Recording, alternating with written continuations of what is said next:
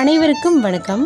இந்த பதிவில் எதை பற்றி பார்க்க போகிறோன்னு தெரிஞ்சுக்கிறதுக்கு முன்னாடி மறக்காமல் நம்ம சேனலை சப்ஸ்கிரைப் பண்ணிக்கோங்க. கூடவே பெல் பட்டனையும் கிளிக் பண்ணி ஆளுங்கிற ஆப்ஷனை கொடுத்துட்டிங்கன்னா நான் போடுற வீடியோ எல்லாமே மிஸ் ஆகாமல் நோட்டிஃபிகேஷனில் வந்துடும். இந்த பதிவு மிக மிக முக்கிய பதிவு அப்படின்னே சொல்லலாங்க.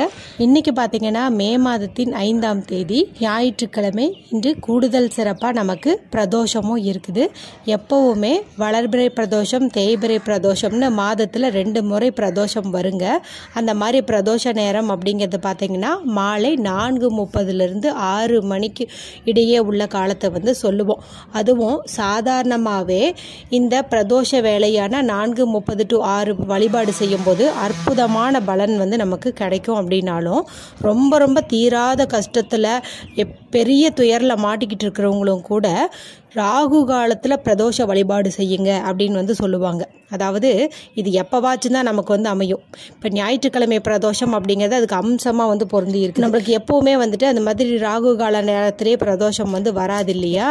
ஆனால் ஞாயிற்றுக்கிழமை பிரதோஷம் வரும்போது மட்டும் பார்த்தீங்கன்னா 4:30 6 தான் ராகு காலமும், அதே சமயத்தில் தான் பிரதோஷ வேலையும் இருக்குது. இது ரெண்டும் இணையிற நேரமாக இருக்கிறதுனால ரொம்ப கவலையில் சிக்கி தவிக்கிறேங்க. அதாவது இனிமேல் வாழ்வதற்கு வழியே இல்லை, என் வாழ்க்கையில் எல்லாமே முடிஞ்சு போச்சு, இனிமேல் எனக்கு எதுவுமே இல்லை அப்படின்னு நான் நினைக்கிறவங்க கூட ஞாயிற்றுக்கிழமை என்று ராகு காலத்தில் சிவபெருமான் வழிபாடு செய்யும்போது அற்புதமான பலன் கிடைக்கும்னு சொல்லுவாங்க. அதுவே நமக்கு பிரதோஷமாக அமைஞ்சிருக்கும் போது நாம் இந்த வாய்ப்பை பயன்படுத்திக்கிட்டோம்னா இது வரைக்கும் நம்ம வாழ்க்கையில் தீர்க்கவே முடியாத பிரச்சனைகள்னு என்னென்னவெல்லாம் இருக்குதோ அதெல்லாம் பார்த்தீங்கன்னா சூரியனை கண்ட பனி போல விலகிடும் அப்படின்னே சொல்லலாம். இந்த பிரதோஷ நாளில் உங்கள் ஊரில் சிவபெருமான் கோவில் இருந்துச்சு அப்படின்னா அந்த நேரத்தில் சிவபெருமான் அபிஷேகத்திற்கு தேவையான பொருட்களை நீங்கள் வாங்கிட்டு போய் கொடுக்கறது ரொம்பவுமே சிறப்பு. இல்லைன்னா வீட்டிலேயே கூட அந்த நேரத்தில் ஒரு தீபம் ஏற்றி வச்சு ஓம் நம சிவாய அப்படிங்கிற மந்திரத்தை சொல்வது ரொம்ப சிறப்பு அப்படின்னே சொல்லலாம். எப்போதுமே கோவிலுக்கு போய் வழிபாடு செஞ்சோம்னு வச்சுக்கோங்களேன், மற்ற தெய்வங்களும் அங்கே இருப்பாங்க. அப்படிங்கிறதுனால அவங்களுடைய அருளும் நமக்கு சேர்ந்து கிடைக்கும். அதனால தான் பிரதோஷ நாள்லையாவது கோவிலுக்கு போங்க அப்படின்னு சொல்கிறது. கோவில் இல்லாதவங்க வேறு வழியே இல்லை, வீட்டிலேயே வழிபாடு செஞ்சுக்கலாம். பிரதோஷ வேலையில் நீங்கள் சிவபெருமான் கோயிலில் வழிபாடு செய்கிற மாதிரி இருக்கும்போது முதல்ல நந்தி பகவானை வழிபாடு செஞ்சுக்கோங்க, அதன் பிறகு சிவபெருமானை வழிபாடு செஞ்சுக்கோங்க. முக்கியமான பொருட்கள் அப்படிங்கிறது உங்களுக்கே தெரியும். வில்வ இலை, செவ்வரளிப்பூ, அதே போல் நந்தி பகவானுக்கு வைக்கும்போது கூடவே அருகம்புலையும் சேர்த்து வைங்க. இது மாதிரி நீங்கள் வழிபாடு செய்யுங்க. சரி, இதெல்லாம் நல்லா ஒரு வீட்டில் அசைவம் செய்யலை, சாப்பிடல அப்படின்னு இருக்கிறவங்க, பீரியட்ஸ் இல்லாதவங்க, இவங்கெல்லாம் இந்த மாதிரி கோவிலுக்கு சென்று வீட்டிலே வழிபாடு செய்வீங்க. இப்போ ஞாயிற்றுக்கிழமையாக இருக்கிறதுனால பெரும்பாலும் குழந்தைங்க கணவரெல்லாம் வீட்டில் இருப்பாங்க. அந்த சமயத்துலேயும் நம்ம கோவில் பூஜைன்னு சொல்லும்போது அவங்களுக்கு கொஞ்சம் சங்கடமாக இருக்கும், என்னடா வீட்டில் அசைவம் செய்ய மாட்டேங்கிறாங்களே அப்படின்னு சொல்லிட்டு. அப்போ அசைவம் வீட்டில் செஞ்சாலும் சாப்பிட்டாலும் நமக்கு பலன் தரக்கூடிய ஒரு அற்புதமான முறை பற்றியும் இந்த வீடியோவில் நான் சொல்லிடுறேன். அதுக்கு முன்னாடி இன்னொரு முக்கியமான விஷயத்தையும் நீங்கள் தெரிஞ்சுக்கோங்க, அதன் பிறகு அதை நான் உங்களுக்கு சொல்கிறேன். இப்போ போன தடவை நான் வளர்பிறை பிரதோஷத்தன்னைக்கு ஒரு வீடியோ போட்டிருந்தேன். அதாவது இதை சொல்லும் போதே செல்வ செழிப்பு அதிகரிக்கும், அதிர்ஷ்டம் பெருகும் அப்படின்னு சொல்லிட்டு அந்த மந்திரத்தை நீங்கள் தாராளமாக இந்த தேய்பிறை பிரதோஷ நாள்லேயும் சொல்லலாம். ஏன்னா அதுக்கு அவ்வளவு சக்தி உண்டு அப்படின்னே சொல்லலாம். ஒரு குறிப்பிட்ட சில மந்திரங்களுக்கு தான் அந்த சக்தி அதிக அளவில் உண்டுன்னு சொல்லலாம். இப்போ அந்த வீடியோ பார்க்காதவங்களுக்காக இந்த பதிவில் அதே மந்திரத்தை நான் ஒரு முறை சொல்லிடுறேன். இதை நீங்கள் தெரிஞ்சு வச்சுக்கோங்க. ஒவ்வொரு முறை பிரதோஷம் வரும் இல்லையா, அப்போ மட்டும் இல்லாமல் மற்ற நாட்கள்லையுமே நீங்கள் 108 முறை இந்த மந்திரத்தை சொல்கிறது அற்புதமான பலனை உங்களுக்கு கொடுக்கும். சரி, முதல்ல அது என்ன மந்திரம் அப்படின்னு சொல்லிடுறேன். ஓம் அங் உங் சிவய நம. ஓம் அங் உங் சிவய நம. ஓம் அங் உங் சிவய நம. இந்த மந்திரத்தை தான் நீங்கள் சொல்லணும். மற்ற நாட்களில் சொல்லினாலும் பிரதோஷத்தன்னைக்காவது நீங்கள் சொல்லுங்கள். அற்புதமான செல்வ செழிப்பு உங்களுக்கு உண்டாகும். அதே போல் இந்த ஞாயிற்றுக்கிழமை அப்படிங்கிறத பார்த்தீங்கன்னா ஆரோக்கியம் மேம்படுவதற்காகவே கொடுக்கப்பட்டுள்ள ஒரு அற்புதமான நாள் அப்படின்னு சொல்லலாம். ஏன்னா ஞாயிற்றுக்கிழமைக்கு அதிபதி பார்த்திங்கன்னா சூரிய பகவான். நமக்கு நல்ல அரசு வேலை கிடைக்கணும், ஆரோக்கியமாக இருக்கணும் அப்படின்னா சூரிய பகவானுக்குரிய நாளில் வழிபாடு செய்யும்போது அற்புதமான பலன்கள் கிடைக்கும். இப்போ நிறைய வீட்டில் பார்த்திங்கன்னா சின்ன குழந்தைங்கள்லேருந்து பெரியவங்க வரைக்கும் ஏதாவது ஒன்று மாற்றி ஒன்று ஏதாச்சும் ஒரு பிரச்சனை வந்துகிட்டே இருக்கும். ஏதாவது உடம்புல வந்துட்டு கோளாறு வந்துகிட்டே இருக்கும். நல்லா தான் இருந்தாங்க, திடீர்னு இப்படி ஆயிட்டாங்க அப்படின்ட்டுலாம் வந்து சொல்லுவாங்க. இது மாதிரி உடம்புல ஒன்று மாற்றி ஒன்று பிரச்சனை வருது அப்படின்னு நினைக்கிறவங்க, தீராத வியாதியில் சிக்கி தவிக்கிறவங்க, இதுக்கெல்லாம் மருந்தே இல்லை, எனக்கு சரியே ஆகாது அப்படின்னு நினைக்கிறவங்க எல்லாருமே இந்த மந்திரத்தை இப்போ ஞாயிற்றுக்கிழமை வரக்கூடிய இந்த பிரதோஷத்தில் சொல்லும்போது அற்புதமான பலன் வந்து உங்களுக்கு கிடைக்கும். ஒருவேளை இன்னைக்கு சொல்ல முடியல அப்படிங்கும்போது நாங்கள் என்னைக்கு சொல்லலாம் அப்படின்னு கேட்டிங்கன்னா, தினமுமே பிரதோஷ வேலையான 4:30 6 மணிக்குள்ளே நீங்கள் வந்துட்டு சொல்லுங்கள். மந்திரம் சொல்கிறதுக்கெல்லாம் பார்த்தீங்கன்னா பீரியட்ஸ் அப்படிங்கிறதெல்லாம் ஒரு காரணமே கிடையாது. ஆனால் நான்வெஜ் செஞ்சுட்டோம் சாப்பிட்டுட்டோங்கிறது போது மட்டும் நம்ம மந்திரத்தை வந்து சொல்ல முடியாது. சரிங்களா? அப்போ அந்த மாதிரி நாட்களில் மட்டும் ஸ்கிப் பண்ணிவிட்டு மற்ற நாட்கள்ல எல்லாம் இந்த மந்திரத்தை வந்துட்டு நீங்கள் சொல்லலாம். சரி, அது என்ன மந்திரம் அப்படின்னு சொல்கிறேன், ஸ்க்ரீன்லேயும் வந்து கொடுக்குறேன். ஆரோக்கியம் சம்மந்தப்பட்ட அத்தனை விதமான பிரச்சனைகளுக்கும் நீங்கள் இந்த மந்திரத்தை வந்து தாராளமாக சொல்லலாம். ஓங் யூ நமசிவய, ஓங் யூ நமசிவய, ஓங் யூ நமசிவய. பார்த்தீங்களா, ரொம்ப சின்னதாக தான் இருக்குது. இது நம்ம 108 முறை சொல்கிறதுக்கு ஒரு 10 நிமிஷம் கூட ஆகாது.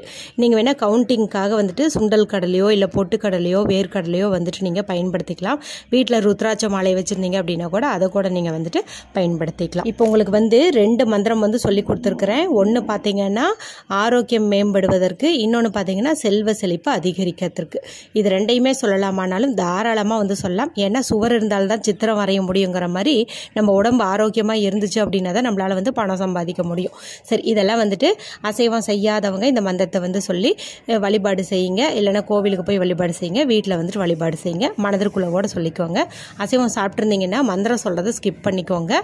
மற்றபடி சுத்தமாக இருக்கக்கூடிய நாட்களில் இந்த மந்திரத்தை வந்து சொல்லிக்கோங்க. சரி, இப்போ பார்த்தீங்கன்னா இன்னொரு சிறப்பு இருக்குது. பூஜை இல்லாத வழிபாடு இல்லாத முறைன்னு சொல்லியிருந்தேன் இல்லையா, அதை வந்து சொல்கிறேன். இன்றைக்கி நமக்கு தேதி வந்து 5, மாதமும் பார்த்தீங்கன்னா 5.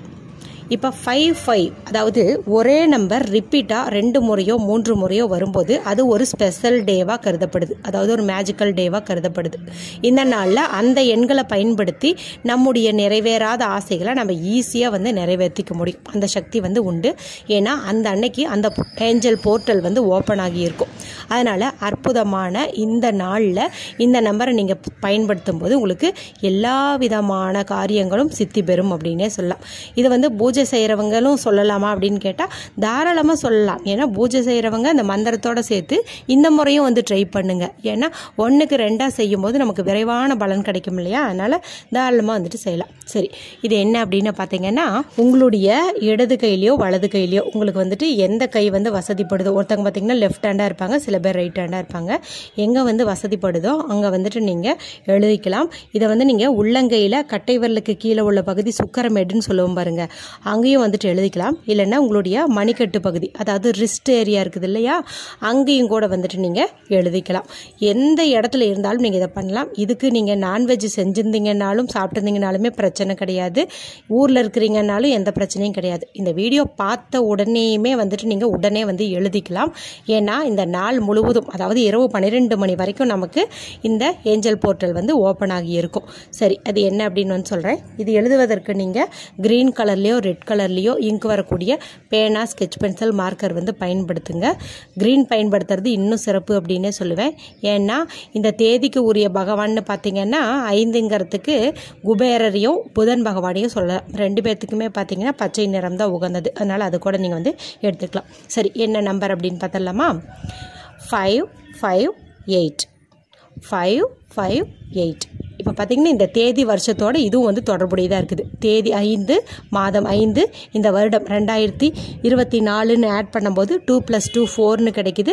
4 + 4 8ன்னு கிடைக்குது. அற்புதமாக பொருந்தி வந்திருக்குது. இப்போ இதை வந்துட்டு நீங்கள் உங்களுடைய கையில் எழுதிக்கோங்க.